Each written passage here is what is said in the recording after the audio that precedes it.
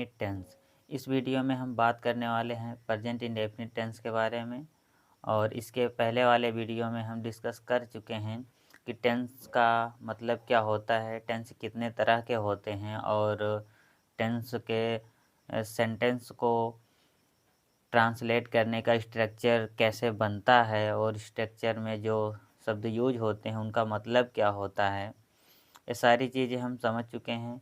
तो अब हम एक एक करके सभी टेंस के बारे में पढ़ेंगे और सभी टेंस से रिलेटेड सेंटेंस का हम हिंदी से इंग्लिश बनाना सीखेंगे, यानी ट्रांसलेट करना। और आई होप कि सारी चीज़ें उस वीडियो में समझ में आई होंगी कि हमें कौन सा टेंस कैसे पढ़ना है। तो चलिए शुरू करते हैं। जैसा कि हमने लिखा है यहाँ present indefinite tense, present indefinite tense.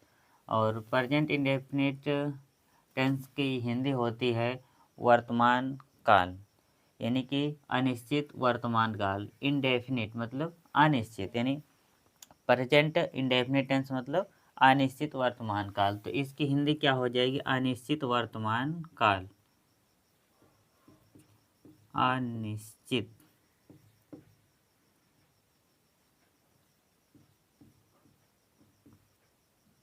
वर्तमान, अनिश्चित वर्तमान काल। इसकी हिंदी हो जाएगी अनिश्चित वर्तमान काल, प्रेजेंट इंडेफिनिट टेंस की। और इसकी पहचान देखा जाए, पहचान इसकी ता है, ती है, ते हैं, ता हूँ आदि। यानी प्रेजेंट इंडेफिनिट टेंस हिंदी के सेंटेंस के लास्ट में हमें देखने को मिलता है ता है, ती है, ते हैं, ता हूँ। तो इस तरह की चीज़ें हमें देखने को मिलती हैं। यह है इसकी पहचान। इंग्लिश में कहते हैं आइडेंटिटी से, आइडेंटिटी, आइडेंटिटी पहचान। यानी कि ता है, ती है, ते हैं, ता हूँ आदि। ता है, ती है, ते हैं, ता हूँ आदि शब्द आते हैं सेंटेंस के लास्ट में देखने को मिलते हैं। और सिचुएशन वाइज देखा जाए तो प्रेजेंट, प्रेजेंट मतलब क्या है? वर्तमान समय। प्रेजेंट मतलब क्या है? वर्तमान समय, जो समय चल रहा है। यानी प्रेजेंट में कोई काम सामान्य रूप से होता है। प्रेजेंट जो टाइम चल रहा है इसमें कोई काम सामान्य रूप से होता है, तो उसी को बताने के लिए हम प्रेजेंट इंडेफिनिट टेंस का यूज करते हैं। और जैसा कि हमने यहाँ कुछ सिचुएशन लिख दिया है, और हम इतने से भी समझ सकते हैं और सिचुएशन को भी हमें समझना चाहिए। जैसा कि है इटर्नल ट्रूथ। इटर्नल ट्रूथ मतलब शाश्वत सत्य। कोई चीज़ हमेशा सत्य रहने वाली चीज़ होती है, तो उसको हम बताते हैं, तो उसमें हम यूज करते हैं प्रेजेंट इंडेफिनिट टेंस का। नेक्स्ट है परमानेंट एक्टिविटी। परमानेंट एक्टिविटी हमेशा करने वाली एक्टिविटी, जो हम रेगुलर करते आ रहे हैं, करते हैं, वो है परमानेंट एक्टिविटी। कोई चीज़ बताना कि हम रोज़ होमवर्क करते हैं, तो ये क्या है? परमानेंट एक्टिविटी, हम रोज़ होमवर्क करते हैं। नेचर, आपका कोई नेचर है कि हम इस तरह के हैं, हम हमेशा ऐसा करते हैं इसे, तो उसके लिए है। और हैबिट, अपनी कोई हैबिट बता रहे हैं कि हमारी कोई आदत है, हम दौड़ने जाते हैं, तो ऐसा कुछ बता रहे हैं, अपनी हैबिट बता रहे हैं। तो अपनी हैबिट को, किसी भी तरह की कोई भी हैबिट बताना है तो हम प्रेजेंट इंडेफिनिट टेंस का यूज कर लेंगे। रिपीटेशन, रिपीटेशन मतलब कोई चीज़, कोई काम ऐसा जिसे बार बार आप रिपीट करते हैं, तो उसको बताना चाहते हैं, उसमें भी प्रेजेंट इंडेफिनिट टेंस का यूज होगा। और फर्म डिसीजन, फर्म डिसीजन मतलब दृढ़ कोई निश्चय ले रहे हैं कि हम ऐसा करेंगे, उसके बाद उसे रेगुलर करते हैं। फर्म डिसीजन जो होता है आपका उसे। और फिर प्लान, कोई प्लान बना लिए हैं और डेली वैसा करते हैं, तो उसको बताने के लिए भी प्रेजेंट इंडेफिनिट टेंस का यूज करेंगे। नेक्स्ट है प्रोग्राम। कोई प्रोग्राम मतलब कार्यक्रम कोई ऐसा है जो हमेशा से करते आ रहे हैं और करते रहेंगे, तो उसको बताने के लिए हम प्रेजेंट इंडेफिनिट टेंस का यूज करेंगे। नेक्स्ट है हिस्टोरिकल प्रेजेंट। हिस्टोरिकल प्रेजेंट मतलब बीते समय में कुछ ऐसा था जो अभी भी होता आ रहा है, तो वो भी होता है। और बीते समय में मतलब इतिहास की कोई चीज़ है जो अभी भी होती है, तो उसको भी बताने के लिए हम प्रेजेंट इंडेफिनिट टेंस का यूज करते हैं। तो चलिए इससे रिलेटेड कुछ सेंटेंस देखते हैं और स्ट्रक्चर देखते हैं कि कैसे हम उसे बनाएंगे। तो जैसा कि हम अफर्मेटिव सेंटेंस सबसे पहले देखते हैं, और जिसका स्ट्रक्चर हो जाता है सब्जेक्ट प्लस वर्ब की फर्स्ट फॉर्म या फिर फिफ्थ फॉर्म और उसके बाद ऑब्जेक्ट या फिर अदर वर्ड। तो सब्जेक्ट वर्ब की फर्स्ट फॉर्म और वर्ब की fifth form plus object plus other word. तो इसमें जैसा कि सेंटेंस है वह आम तोड़ता है, वह आम तोड़ता है। तो इसको बनाने के लिए क्या करेंगे, सबसे पहले हमें सब्जेक्ट चाहिए। सब्जेक्ट क्या है, वह के लिए क्या लिखेंगे, ही। उसके बाद वर्ब की फर्स्ट फॉर्म या फिफ्थ फॉर्म दो में से एक लगेगी। तो इसमें है वह, और जब ये वह है सिंगुलर सब्जेक्ट है तो वर्ब में हम वर्ब जो लगाते हैं वर्ब की फर्स्ट फॉर्म ना लगा के फिफ्थ फॉर्म लगाते हैं। तो फिफ्थ फॉर्म क्या होती है, जैसे कि तोड़ता, तोड़ता के लिए होता है प्लग, PLUCK, प्लग, और इसमें एस लगा देंगे। तो जो एस या एस लगा के लिखते हैं वर्ब को, उसी को हम वर्ब की फिफ्थ फॉर्म कहते हैं। ही प्लग्स, उसके बाद ऑब्जेक्ट, ऑब्जेक्ट क्या है, मैंगो मतलब आम। तो क्या हो जाएगा, he plugs the mango, he plugs the mango, he plugs the mango कर देंगे। उसके बाद है मैं पत्र लिखता हूँ, मैं पत्र लिखता हूँ। इसके लिए क्या करेंगे, I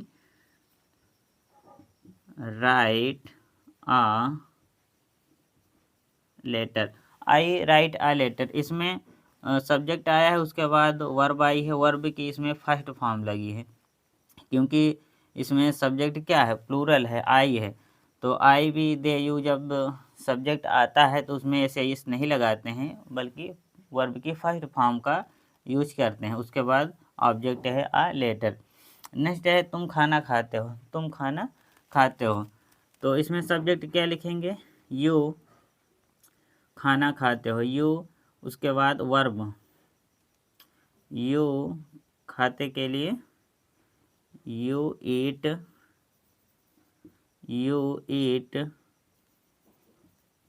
food, you eat food, तुम खाना खाते हो। वर्ब की फर्स्ट फॉर्म का यूज होगा क्योंकि यहाँ प्लूरल सब्जेक्ट आया है।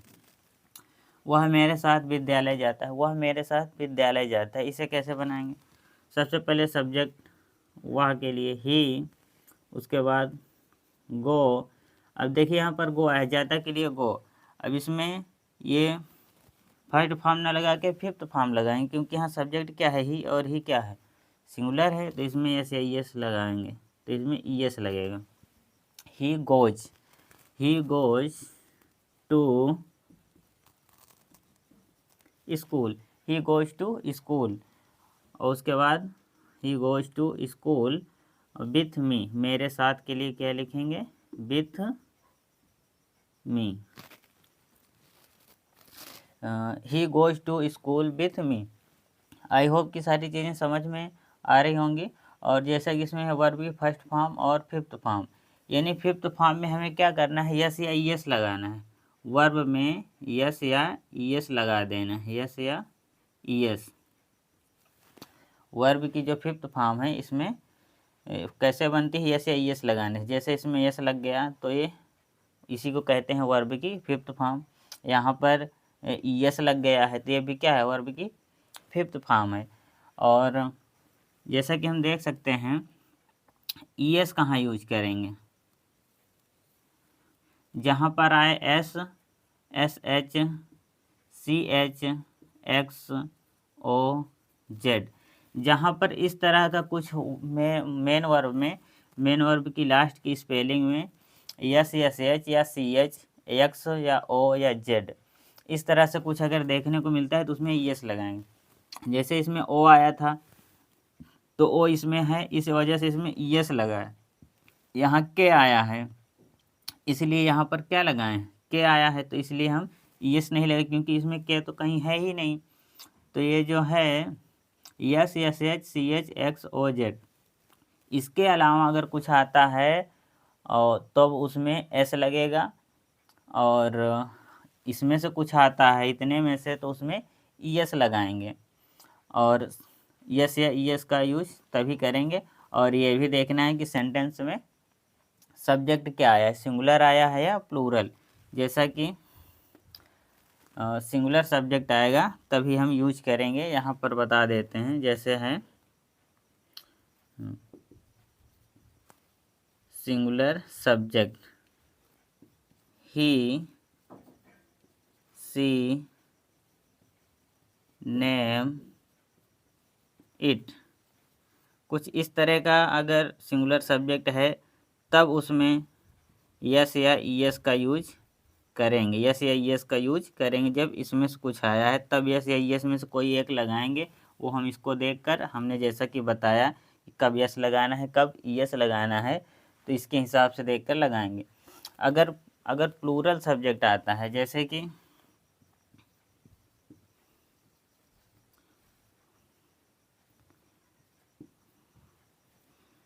प्लूरल सब्जेक्ट जैसे आई, बी, दे, यू, अगर इस तरह का कुछ आता है तब इसमें हम यस या ईएस का यूज नहीं करेंगे। इसमें यस या ईएस का यूज नहीं करेंगे। इसमें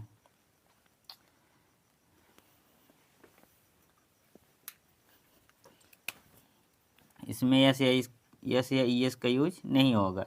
जब सब्जेक्ट प्लूरल रहेगा तब यस या ईएस का यूज नहीं होगा। जब सब्जेक्ट सिंगुलर रहेगा तब यस या ईएस का यूज करेंगे। तो आई होप कि प्रेजेंट इंडेफिनिट टेंस में अफर्मेटिव सेंटेंस बनाने में कोई प्रॉब्लम नहीं होगी। अब आप आसानी से बना पाएंगे। जैसा कि हमने देख लिया डिटेल में प्रेजेंट इंडेफिनिट टेंस के बारे में, अफर्मेटिव सेंटेंस को अच्छे से बनाना, इसका रूल और स्ट्रक्चर। अब हम इसे हटाते हैं और इसमें हम निगेटिव सेंटेंस के का स्ट्रक्चर और एग्जांपल देखते हैं और इंट्रोगेटिव का स्ट्रक्चर और एग्जांपल देखते हैं कुछ, ताकि और भी डाउट क्लियर हो जाए। देखते हैं निगेटिव सेंटेंस और इंट्रोगेटिव सेंटेंस का स्ट्रक्चर और एग्जांपल। तो चलिए शुरू करते हैं। जैसा कि हमने निगेटिव सेंटेंस से लिखा है, निगेटिव सेंटेंस का स्ट्रक्चर होता है सब्जेक्ट प्लस डू या डज प्लस नॉट और प्लस वर्ब की फर्स्ट फॉर्म प्लस ऑब्जेक्ट और प्लस अदर वर्ड। ये हो गया। एग्जाम्पल है, जैसे रामू पत्र नहीं लिखता है, तो रामू पत्र नहीं लिखता, इसमें नहीं शब्द आ गया। इससे हम ये समझ सकते हैं कि निगेटिव सेंटेंस है। वे झूठ नहीं बोलते हैं, तो कोई ना करने वाली बात होती, नहीं शब्द का यूज होता है, तो उसी को हम निगेटिव सेंटेंस कहते हैं। और इसमें स्ट्रक्चर में डू या डज का यूज हो रहा है, तो हम आपको बता देते हैं कि डू या डज का यूज किसके साथ होता है। जो हेल्पिंग वर्ब है, प्रेजेंट इंडेफिनिट टेंस हमारा चल रहा है, प्रेजेंट इंडेफिनिट टेंस में हेल्पिंग वर्ब यूज होती है डू या डज, और मेन वर्ब की फर्स्ट फॉर्म का यूज करते हैं। इसका सिंगुलर सब्जेक्ट देखा जाए तो ही सी नेम इट है। He C name it singular subject साथ हम डज का यूज करते हैं, यानी डज का यूज करेंगे जहाँ पर ही सी नेम इट आएगा, यानी कोई सिंगुलर एक नाम रहेगा और ही सी इट रहेगा, उसमें हम डज का यूज करेंगे। और जो प्लूरल सब्जेक्ट होगा, जैसे आई बी दे यू, उसके साथ हम डू का यूज करेंगे।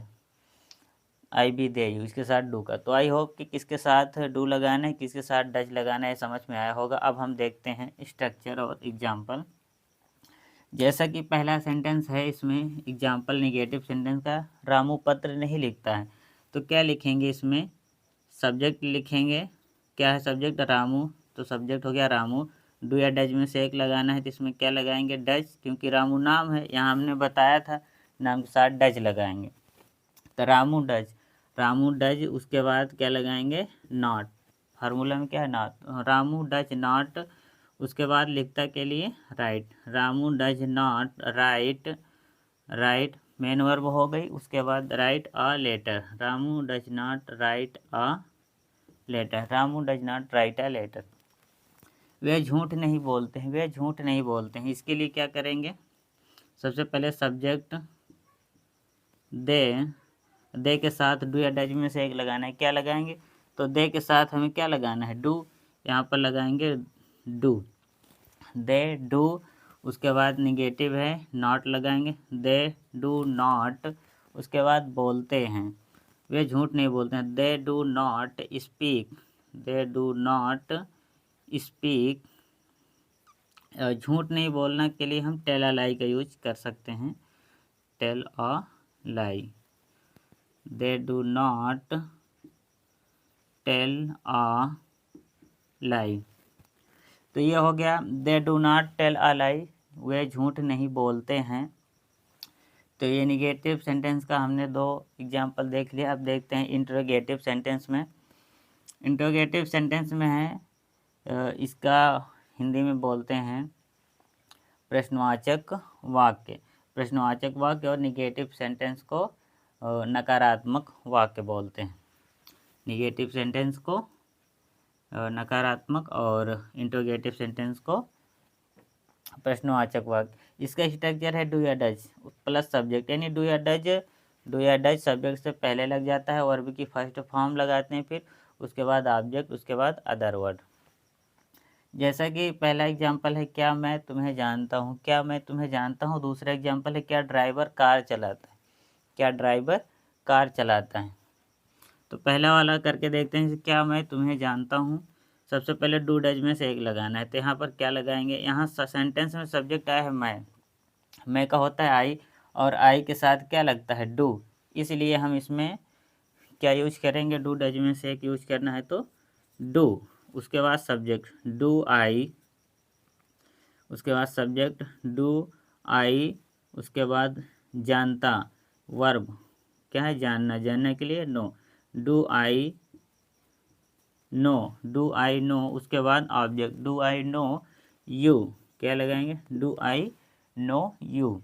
उसके बाद क्या ड्राइवर कार चलाता है, क्या ड्राइवर कार चलाता है। इसमें भी क्या से शुरू है, तो ये क्या है, क्या से शुरू है, ये इंट्रोगेटिव सेंटेंस है। और इसमें एक चीज़ और ध्यान देने वाली बात है, सॉरी हम उसे पहले नहीं बताए, यहाँ पर क्वेश्चन मार्क जरूर रहेगा। अगर इंट्रोगेटिव सेंटेंस है तो उसमें क्वेश्चन मार्क लगाना कंपलसरी होता है। बिना क्वेश्चन मार्क लगाए सेंटेंस को रॉन्ग माना जाता है।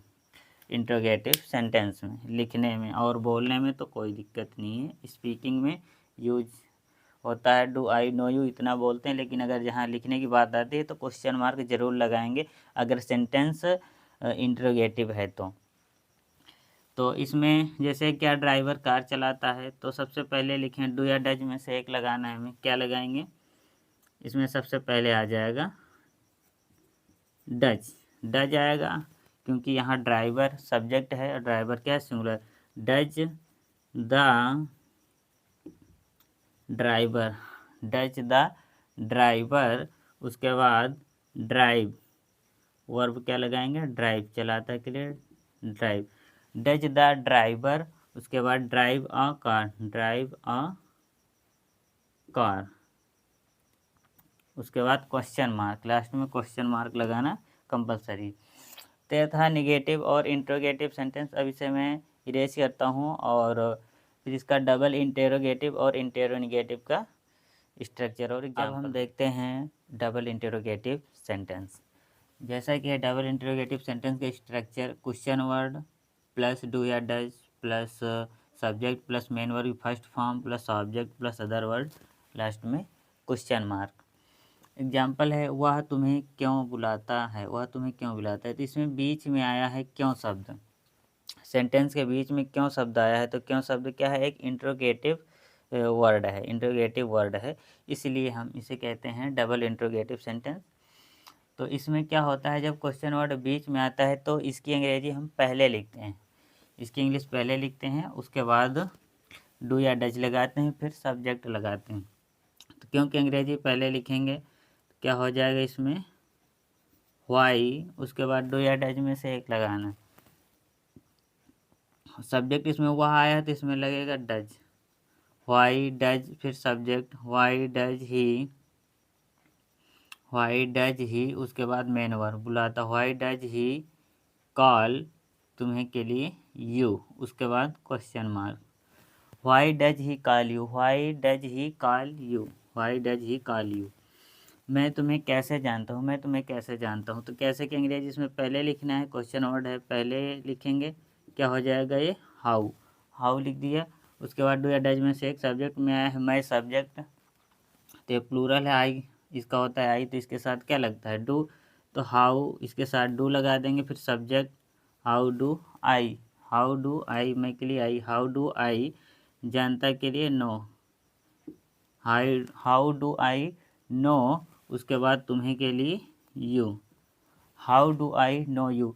उसके बाद है इंटेरोनिगेटिव, इंटेरोगेटिव निगेटिव सेंटेंस, इसको हम मिलाकर, इन दोनों को मिलाकर इंटेरोनिगेटिव भी बोलते हैं। तो इसमें क्या होता है, इंटेरोगेटिव निगेटिव का मतलब कि इंट्रोगेटिव सेंटेंस क्या वाला है या फिर क्वेश्चन वर्ड वाला है जिसमें बीच में आता है, जैसा कि ये है। तो इसमें अगर नहीं शब्द भी आ जाता है तो उसी को कहते हैं निगेटिव इंट्रोगेटिव या फिर इंटेरोनिगेटिव। तो इसमें क्या है, इसको कैसे बनाते हैं, केवल सब्जेक्ट के बाद नॉट लगा देंगे, बाकी सेम रहेगा इंट्रोगेटिव सेंटेंस और डबल इंट्रोगेटिव सेंटेंस की तरह। यानी कि इसमें जो नॉट आ जाता है तो स्ट्रक्चर हम यही यूज करेंगे जो इंट्रोगेटिव सेंटेंस और डबल इंट्रोगेटिव सेंटेंस में यूज किए हैं। सिर्फ इतना इसमें चेंजेस करने हैं कि केवल सब्जेक्ट के बाद नॉट लगा देना है। जैसा कि हम स्ट्रक्चर देखते हैं, जब वाक्य क्या से शुरू हो तो, यानी जो क्या से शुरू होता है वाक्य, वो वाले का अगर निगेटिव हम बना रहे हैं तो उसके लिए हम स्ट्रक्चर देखते हैं पहले। जैसा कि है डू या does plus subject plus not और मेन वर्ब की फर्स्ट फॉर्म ऑब्जेक्ट और अदर वर्ड। तो इसमें दो तरह का बन जाता है स्ट्रक्चर, एक क्या वाले के लिए और एक डबल इंट्रोगेटिव के लिए, एक क्वेश्चन वर्ड वाले के लिए। तो इसको बनाएंगे, जैसे एग्जांपल दिए, क्या सोहन गाना नहीं गाता है। जैसा कि क्या है, क्या सोहन गाना नहीं गाता है। तो सबसे पहले क्या करेंगे, क्या से शुरू है तो डू या डज में से एक लगाना है। इसमें आएगा डज, क्योंकि सोहन है सब्जेक्ट, डज आ गया डज, उसके बाद सब्जेक्ट डज सोहन, उसके बाद नॉट लगा देंगे, does Sohan not, does Sohan not, उसके बाद sing a song, does Sohan not sing a song, उसके बाद क्वेश्चन मार्क लगा देंगे, does Sohan not sing a song. Next है क्या तुम मेरी मदद नहीं करते हो, क्या तुम मेरी मदद नहीं करते हो। तो सबसे पहले क्या से शुरू है तो डू या डज में से एक लगाना है।